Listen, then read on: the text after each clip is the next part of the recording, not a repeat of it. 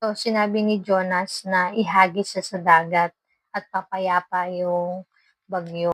So, alam ko ako ang dahilan ng sabi ni Jonas kaya nagkaganito kalakas na bagyo, sagot niya. So, gayunpaman sinikap ng mga tripulante na itabi ang barko ngunit wala silang magawa sapagkat lalong lumakas yung bagyo. Kaya't nanalangin sila kay Yahweh ng ganito, Yahweh, huwag po ninyo kami hayaang mamatay dahil sa gagawin namin sa taong ito. Huwag po ninyo kaming parusahan kung mamamatay man ang taong ito. Kayo po, Yahweh, ang may pananagutan dito, sabi ng mga tripulante. Pagkasabi nito, binuhat nila si Jonas at inihagis sa dagat. Agad namang pumayapa ang dagat. Dahil dito nagkaroon sila ng matinding takot kay Yahweh. Kaya't sila'y nag-alay ng handog at nangakong maglilingkod sa kanya. Sa utos ni Yahweh nilamon si Jonas ng isang dambuhalang isda at siya'y nanatili ng 3 araw at 3 gabi sa tiyan nito. So, di ba? Dito iba-iba yung mga Diyos ng mga nakasakay sa barko. Pero yung nangyari yon, yung sitwasyon na yon, doon mas lalong natakot sila kay Yahweh. Mas makapangyarihan si Yahweh kaysa sa mga Diyos-Diyos nila. So, hanggang sa naglingkod sila kay Yahweh.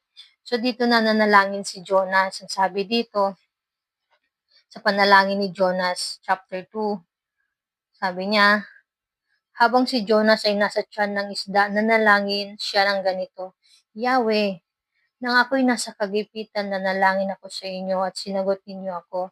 Mula sa daigdig ng mga patay, ako'y tumawag sa inyo at dininig ninyo ako. Itinapon ninyo ako sa kalaliman sa pusod ng karagatan. Nabalot ako ng malakas na agos ng tubig at malalaking alon ang sa akin ay tumabon. Akala ko'y malayo na ako sa inyo at hindi ko na kailanman makikitang muli ang banal mong templo. Hinigop ako ng kalaliman hanggang sa tuluyang lumubog.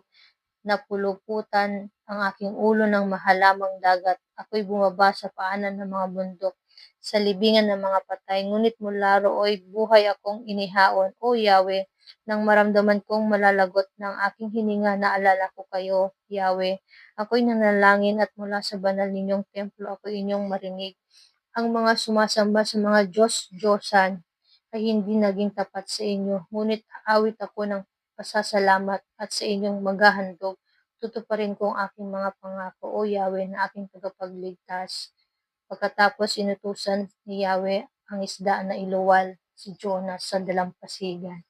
So yun po, nanalangin, humingi ng tawad si Jonas kay Yahweh.